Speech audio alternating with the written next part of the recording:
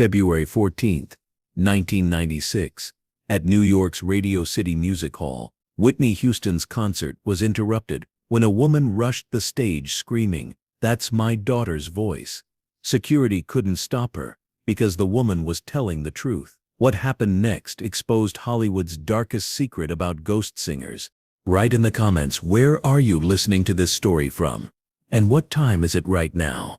Radio City Music Hall was sold out that Valentine's night. 6,015 people, dressed in their finest, had paid up to $500 per ticket for an evening with Whitney Houston, an intimate stripped-down concert with just Whitney, a piano and a small orchestra. No dancers, no elaborate production, just the voice. Couples held hands in the Art Deco paradise, waiting for the greatest love songs ever sung by the greatest voice of the generation.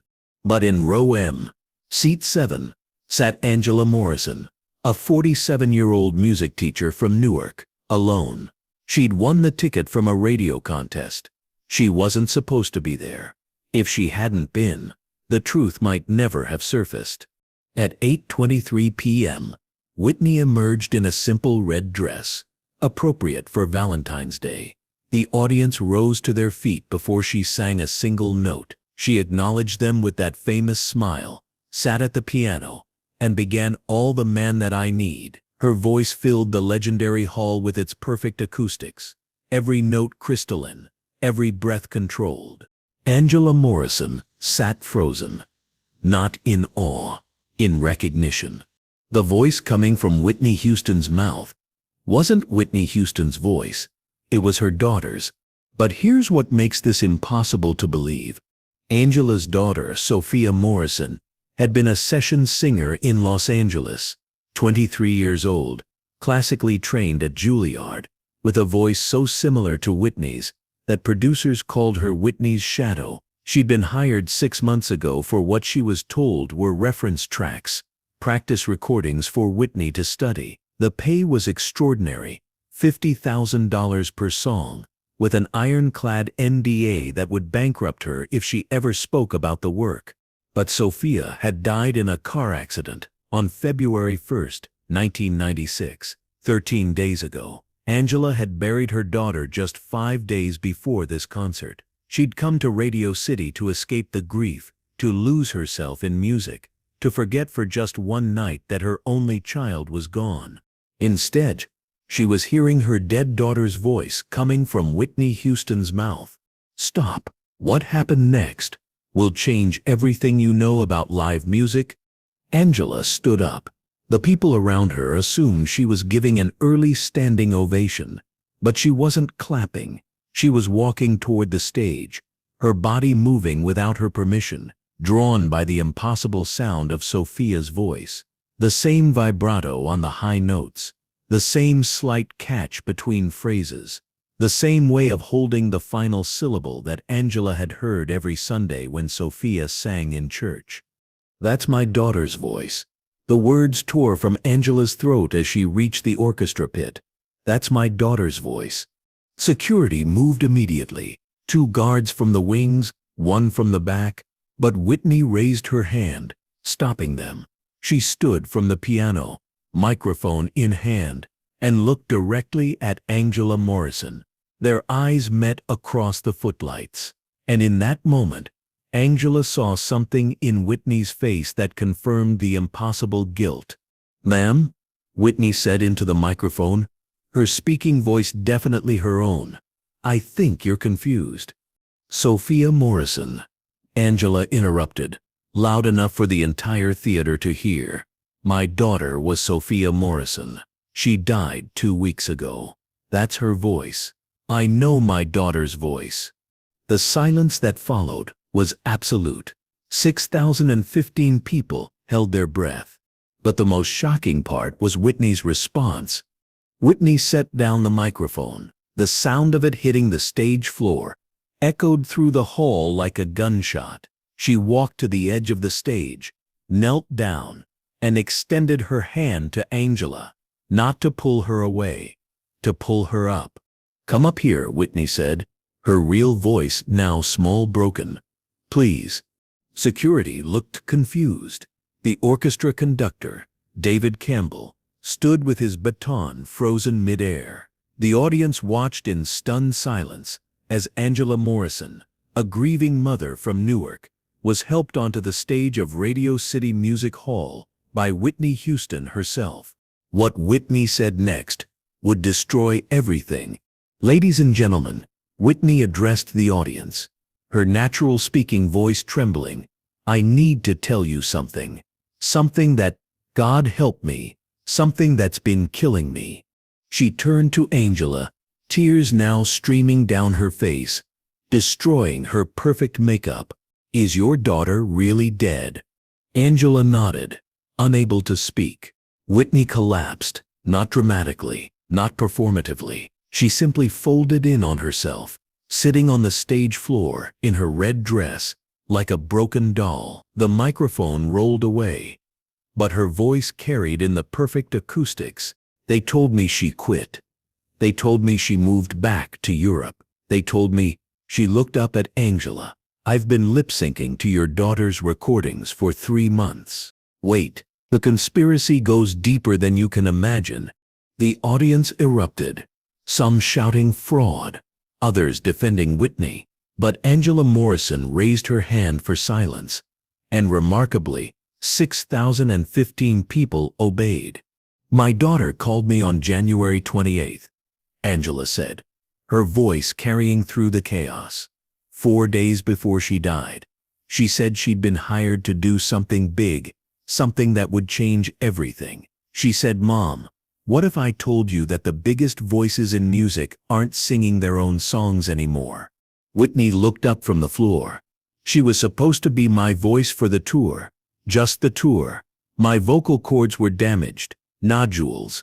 If I sang full out, I'd lose my voice forever. But the contracts were signed. $50 million, 70 cities. I couldn't cancel. The real truth about the music industry was about to explode.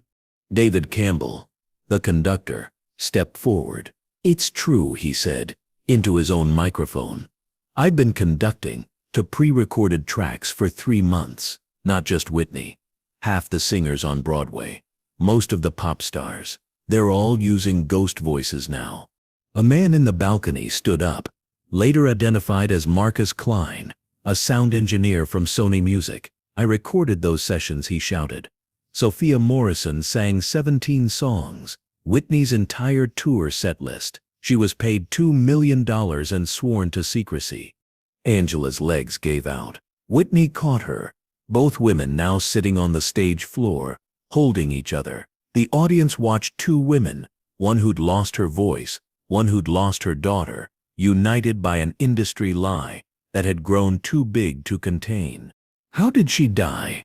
Whitney whispered, but the microphone caught it. Car accident. Highway 101 in Los Angeles. Her brake lines had been cut. The revelation that changed everything. Whitney's head snapped up. What? The police said it was an accident, but the mechanic found evidence of tampering. My daughter was murdered 3 days after she called me about the ghost singing, 3 days after she threatened to go public. The audience was in chaos now. People calling 911, others recording with camcorders. Someone in the back yelled, they killed her to protect the secret.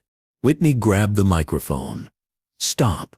Her real voice, damaged but still powerful, silenced the room. Mrs. Morrison is right. Her daughter is dead, and I've been singing with her voice. But there's more. There's so much more. Here's what the music industry never wanted you to know. Whitney stood, helping Angela to her feet. She walked to the piano, played a few notes, then stopped. I haven't sung, really sung, in 6 months. Want to know why? Because they don't want my real voice anymore. It's not perfect. It's older. It cracks sometimes. It's human. But Sophia's voice, recorded in a studio, pitch corrected, enhanced, it's flawless, and flawless sells. She turned to the audience. How many of you came to hear perfection tonight? Hands slowly raised throughout the theater. And how many of you would have still come if you knew my voice wasn't perfect anymore? Fewer hands. Much fewer. That's why Sophia Morrison is dead, Whitney said. Because she was going to tell you that the voice you love isn't mine, hasn't been mine, won't be mine on the tour that starts next week. The darkest part of the confession was coming. 3 weeks ago, Whitney continued, I got a call. They said Sophia had returned to Europe. They said they'd found another girl, another voice. They played me new recordings. But I knew Sophia's voice. These were Sophia's recordings. Just edited, manipulated. They were using a dead girl's voice and telling me she was alive. Angela pulled something from her purse. A cassette tape. This arrived at my house yesterday. No return address. Whitney took the tape, walked to the sound booth, and despite the chaos, played it. Sophia Morrison's voice filled Radio City Music Hall. Mom, if you're hearing this, I'm probably dead. I'm recording this on January 30th. Tomorrow I'm going to the press. The ghost singing goes all the way to the top. Mariah, Celine, even Whitney. They're all using us, studio singers who sound like them, recording their albums, their tours. The real singers only appear on camera. We're the voices, they're the faces, and they're willing to kill to keep it secret. Stop. The evidence was about to destroy everything.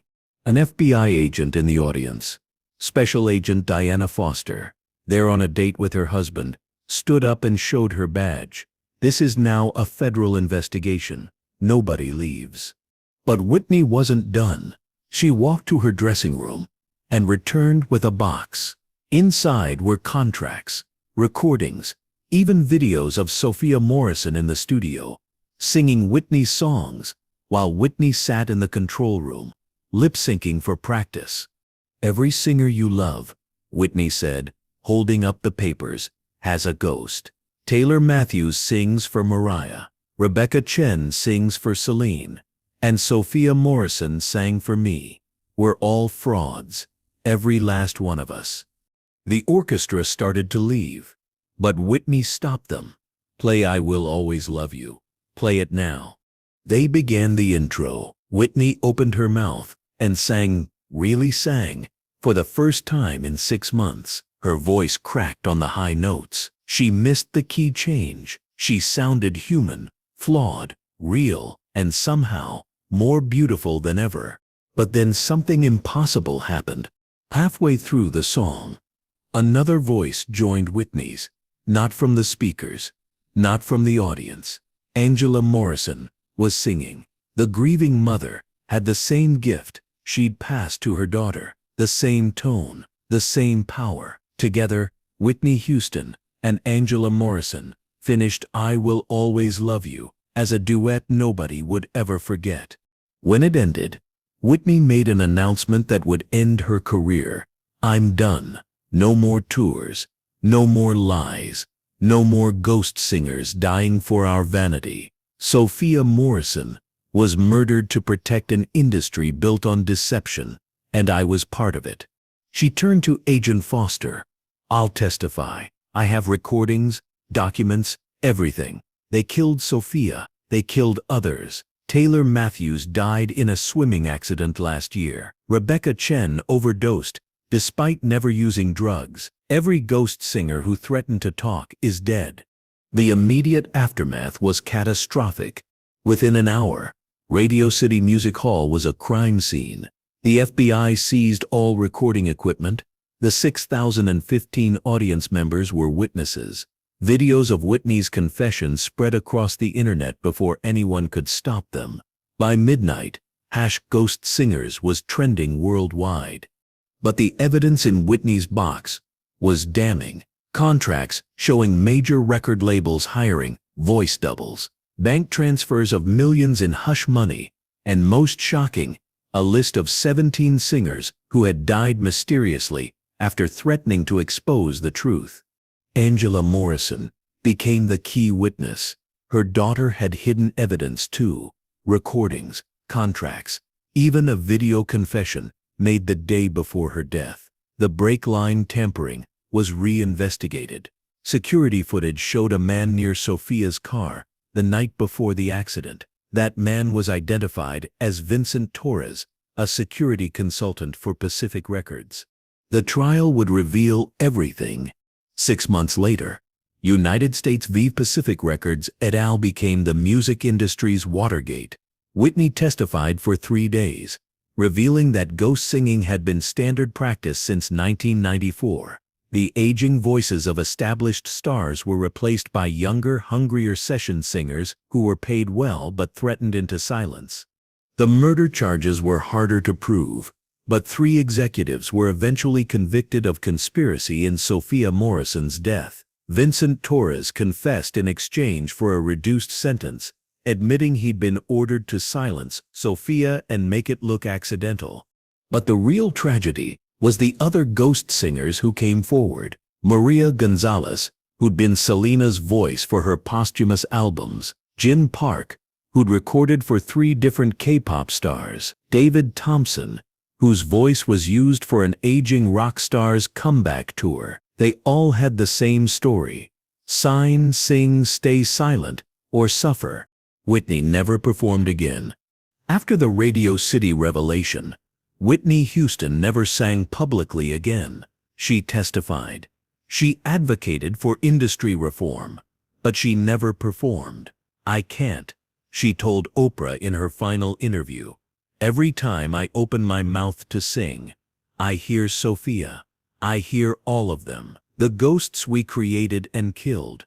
She established the Sophia Morrison Foundation for Artist Transparency, requiring all recorded music to identify every voice used. The Morrison Law passed in 1997, making it illegal to use someone's voice without credit or after their death without estate permission. Angela Morrison used her settlement money to open a music school in Newark. She teaches young singers to value their own voices, imperfect as they might be. A plaque in the entrance reads, "In memory of Sophia Morrison, whose voice was stolen, but whose truth couldn't be silenced." The final truth that nobody talks about. On February 11, 2012, the night Whitney Houston died, Angela Morrison received a package. Inside was a master tape labeled Whitney Houston, Radio City Music Hall, February 14, 1996, complete recording. But when she played it, it wasn't the concert. It was Whitney and Sophia in the studio, talking between takes. Sophia's voice: "Do you ever feel guilty, pretending my voice is yours?" Whitney's voice: "Every second. But they won't let me stop." Sophia: "What if I refuse to do this anymore?" Whitney: "Please don't. They've killed for less." Sophia: "Someone has to tell the truth." Whitney: "Then we both die." The recording was made January 29, 1996. Sophia Morrison died February 1. Whitney knew. She knew they would kill Sophia, and she couldn't stop it. Angela Morrison still has that tape. She's never released it fully, but every February 14th, she goes to Radio City Music Hall. They let her sit in row M, seat 7. She plays the tape on her headphones and cries for the daughter, whose voice was so beautiful, it got her killed. The ghost singers are gone now. Mostly. Technology replaced them. Auto-tune and AI do what Sophia and the others did. But for a brief moment in the 1990s, real humans were the ghosts in the machine, singing for stars who'd lost their voices, but not their faces. Whitney Houston died at 48, her real voice destroyed by guilt as much as drugs. At her funeral, nobody sang. They played recordings. Nobody knew whose voice it really was. Angela Morrison knows. She was there. She heard her daughter's voice coming from Whitney's mouth. She exposed an industry built on lies, and she paid the price. A settlement that can't bring Sophia back, and a truth that changed music forever. Radio City Music Hall has no plaque, no memorial for February 14, 1996. But the staff knows. Row M, seat 7, is never sold. It remains empty, reserved for Angela Morrison whenever she wants to visit, to remember the night she heard her dead daughter sing through Whitney Houston's mouth. The night the music industry's greatest lie was exposed by a grieving mother who knew her daughter's voice better than she knew her own heartbeat. Some lies are too big to sustain. Some voices are too unique to fake. And some mothers will always recognize their daughters, even when they're singing through someone else's mouth, especially then.